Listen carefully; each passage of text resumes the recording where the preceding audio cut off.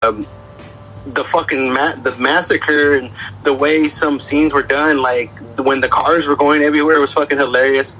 You could say that's pretty dark because people are dying, but it just looked funny because I guess they did it in 1981. There's just like I said, there's a lot of good stuff. Like there's really not much like bad about it unless you like you gotta ignore the cheesy, because honestly the cheesy parts were just in the dialogue to me, in my opinion. Like that's why it was so good. Yeah, but that's what made it so good, and it does get that high honor in horror comedy, and it deserves all the praise. Especially for Wes. I think Wes did say it was more of the mainstream, and it got like tons of attention and shit too. Yeah. Yeah, I forgot about the car accidents that happened. And the guy getting thrown out of the bus, then getting ran over. Like that. I was like, scene, what the fuck? That whole scene kind of reminds me now of like a Final Destination opening scene. Mm-hmm. But, yeah. Maybe that's their inspiration. You never know. Yeah. Just all that massive death. So what's your guys' takes? Diego and Wes. Do you want to go? You go first. I really love this movie. I actually saw it when I was 10. I remember one of my uncles was just like, "Oh, I just rented this movie. Let's watch it." And we watched it, and I was kind of like, "What's going on?" But I remember specifically the transformation. I think that's the most iconic scene in my early stages of life that I just kind of remembered, and it made me even now when I show it to people, I think Rick Baker did an awesome practical effects with that, and I mean, as it is, like he's one of my favorite practical. I want to say almost like makeup artists and stuff. Mm-hmm. Like he's one of those makeup artists that you kind of wish he was a producer, or a professor at a school, because I think they're missing a lot of what he has to teach. Even like if a lot of people don't know that this director actually directed the Michael Jackson Thriller music video, which even Rick Baker did their special effects as well. Ruining my facts. I know I was gonna ruin the fact, but like, you know, like the reason I love this thing is because like my dad and my mom were huge Michael Jackson fans, and so I remember watching Thriller, and now knowing that the director made this music video and it was inspired by this movie, it totally gave me a different perspective of like how to properly introduce and make a proper film and a transformation. I feel there's nothing like this ever besides I guess the only one that I would only like agree with, and it's not even like a horror, it's not even like a werewolf movie, and I would say like Interview with a Vampire would be the other one that would like kind of see like how like it drastically changed the main character, you know. And it's just an all-around funny movie and good movie. It's a good time. I showed my nephews for the first time this movie, and they were kind of like weirded out. They're like, "What's going on?" I was like, and they were like kind of like scared and kind of cool, and it was like, why is there a naked guy? Why is there a naked guy getting shot at? You know, and it's cool to see like the new generations and like me showing them this and then going like, oh, this is inspired by this, you know. Mm-hmm. It's kind of cool, and it's kind of almost like I want to say like a satisfying thing to do when you introduce to people and like how to properly do. I think this movie overall is a really good movie. I wouldn't even say good. It's a great movie. It definitely appealed to the mass audience, and it's a really underrated movie. A lot of people don't give it the praise that it really does, you know. But that's my take on it. It's definitely a product of its time too. It's hard for it. I mean, practical effects hold up pretty well, but you can still with with high def, you can still see like, oh, that's a fake hand. But it's still great. Like, what was the makeup artist name again? Rick Baker. Yeah, Rick Baker. He has a book out, like a coffee table book, about all this stuff. And he talked about like that part in the transition where the hair is growing, on how they just put long hair in it and then they pulled the hair back and then reversed the film to make it look like it was growing. Yeah.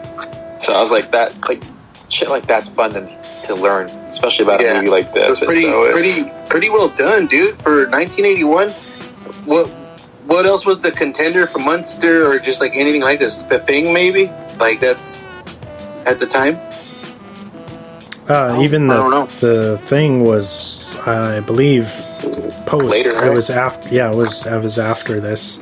So I feel like after this, huh? Yeah. So dang, much like this movie kicked it off for people to like, yo, we got to do something like that. Like, yeah, I feel like this for practical effects and like bringing gore into the mainstream, it kind of did what Halloween did for slashers, where like, you know, it broke down the door for people like to know that there was an audience hungry for this type of weird content. You know what I mean?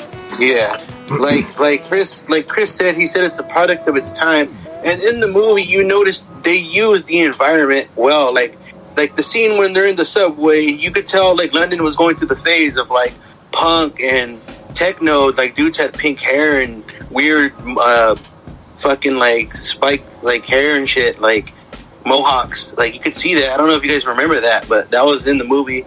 And London was getting heavy with like electronic and, like I said, it's punk. So you can see it uses its environment really well in this film. Yeah. But go ahead, Wes. That's what makes movies, like going back and revisiting films from different eras, so fun, because you get to see what the world looked like through the focal point of that time. And that's why, that's the whole point of movies in general, you know what I mean, is to transport us back to a specific point in time. And I think that this one does a very great job at that. It's funny. It's pretty horrific. It's ingenious in its way of blending, kind of body horror with comedy elements, where you're like kind of laughing uncomfortably in certain parts, or you're wondering what was meant to be funny and what was not, But of course, John Landis was known more for his comedy before doing this, so it makes sense that it would kind of have that weird kind of off-putting humor. But my take in the film is that it is not even, I don't know if I would even say it's a cult classic, because it's so renowned, like, from everyone, you know what I mean?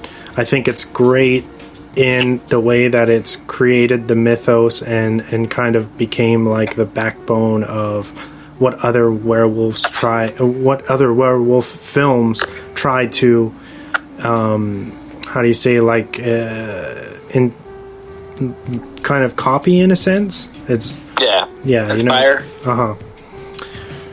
So yeah, the film's great. I think when I think of this film, what I think is so great about it is its use of supernatural, how do you say, like, the supernatural abilities, where this guy is now haunted by all of his victims that he's killed, you know what I mean? And they can't, these victims are left to basically walk to Earth until he's put down, you know what I mean? Essentially. Yeah. As his brother says, that you have to kill yourself, basically, for this to not happen and lose the masses that were lost in this movie.